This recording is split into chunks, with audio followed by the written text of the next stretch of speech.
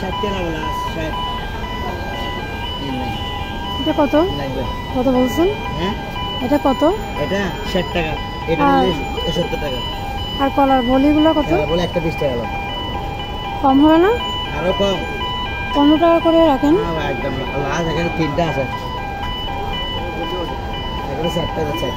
একদম ভালো লাজ পার ডে কি শাক কত করে 20 টাকা পারলে আচ্ছা একটা দেন আমাকে আর